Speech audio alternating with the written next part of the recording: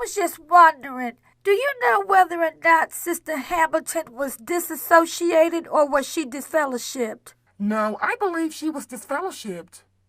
You're listening to The Critical Thought, where we challenge our listeners to use critical thinking when examining the teachings of Jehovah's Witnesses. Hi, I'm Lady C. Really, is there a difference in whether or not a person is disfellowshipped or disassociated? Well, JT is going to answer that question for us in the upcoming video. That's a good question. What is the difference between being disfellowshipped versus a person being disassociated? The difference is, in the most simplest form, is one is active and one is passive. So now let's take a look at disfellowshipping. And what I mean by that is disfellowshipping is active, and I mean very active. You see, in order for a person to be disfellowshipped, this is what typically will happen. And there are various variations, but this is what basically happens. A person is reported to the elders that they have committed a sin. What the elders can do at this point is they can form what's called an exploratory committee, which is two brothers will get together and they will go and try and meet with the person to further investigate what's going on. After they meet, they will then go back to the body of elders and then they will recommend we need to put together a judicial committee or not. So now we still see things moving. After this, 3 elders will be selected. The body of elders will discuss, well, who's best qualified, who knows this person the most, and so forth and so on. And it gets real tricky here because sometimes you can end up with elders who are friends on the body. Sometimes elders who don't like people are on that body of elders. So how your case turns out, it can vary from congregation to congregation, entirely based on the 3 guys who are selected to be on your case. So once again, we see action going on. Now, what happens if they can't meet with the person? Well, the society is giving elders instruction, call the person up, leave a message on the phone. In fact, you can even send a certified letter. Now, keep in mind, with all this going on, there's nothing but documentation, just documentation being structured. And so this is what is known as being active. So now we have got 3 elders who've been selected by the body of elders to be part of what's known as the judicial committee. They will set a time and a place. Typically it's going to be at the Kingdom Hall. So once again, we see action. So now the person has to leave his home, drive to the Kingdom Hall. The elders have to come to the Kingdom Hall and they will meet with the person. And after this, they will render a judgment as to whether they think this person should be disfellowshipped or not. And if the person's decision is to disfellowship, the person then is given 7 days to appeal his case. He says, well, I think y'all brothers are wrong. I want to appeal my case. And therefore, to get the circuit overseer involved. And the circuit overseer is now going to put together a appeals committee, which will be elders from another congregation. So now everybody knows you. Everybody's getting to your business at this point. So now we're going to get another group of individuals that's going to come in. Now keep in mind, all of this is action, active things going on. And so this is why I tell people the basic difference between disfellowshipping and a disassociation is one is passive and one is active. Now, why is that important? Well, it turns out that the real difference and the real reason why the society has 2 types of punishments that a person can be rendered as being received is because one deals with legality. That's right. There are legal aspects. Bible has nothing to do with this. This is strictly legal stuff. You see, Jehovah's Witnesses operate in over 200 countries around the world. And so in various countries, governments view anything from the United States, religion, business, they don't care what it is. If it's coming out of the United States of America, in some countries, they think you work for the CIA, and that's all they know, and they don't really care.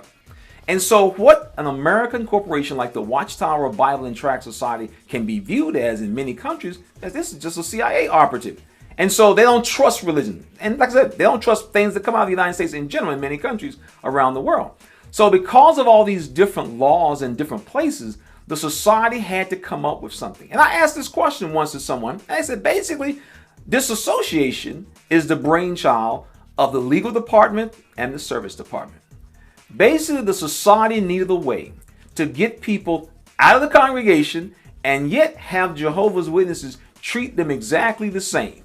So you have 2 different things, but you get the same result. This person's family is not going to talk to them anymore. Nobody who recognizes them is going to acknowledge them anymore. So you get the same results, but legally, it's 2 different things.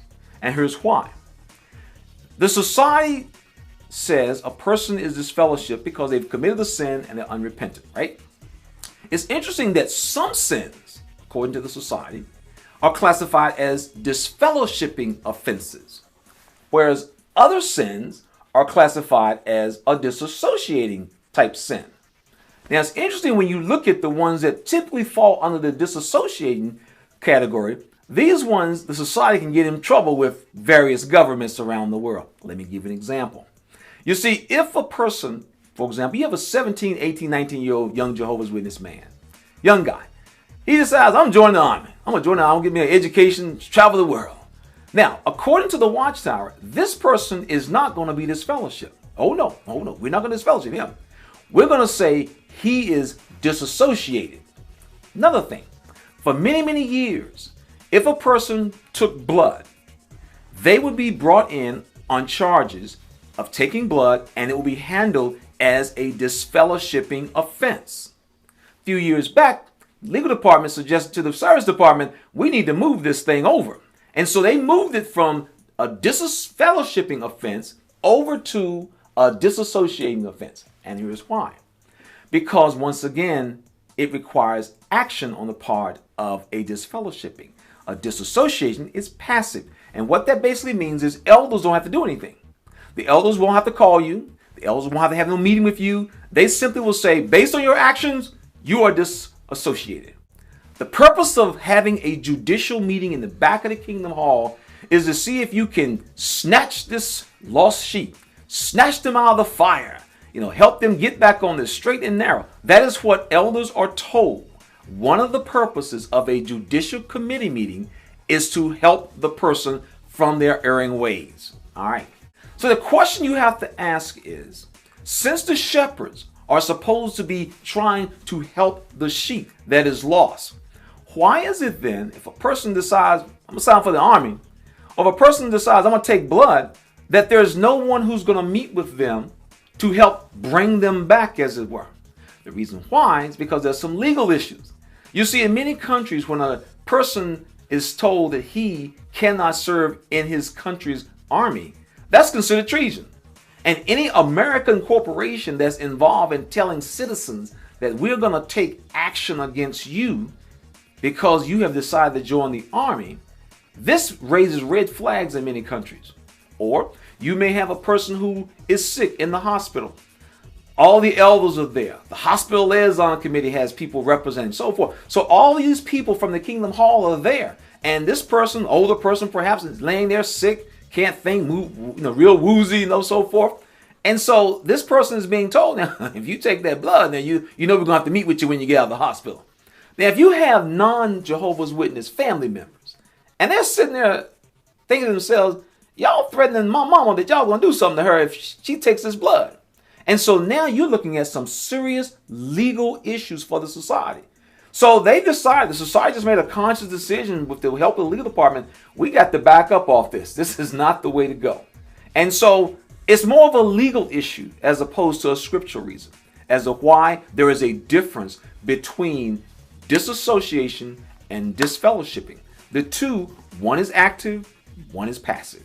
So basically the society can legally say, we did not try to influence the person to change his mind. We didn't have anything to do with it. In fact, we didn't even meet with them with no judicial committee case or nothing. And so this is basically why the society has disassociation. It is for the purpose of legally protecting them so that they don't get sued. Thank you for tuning in to The Critical Thought.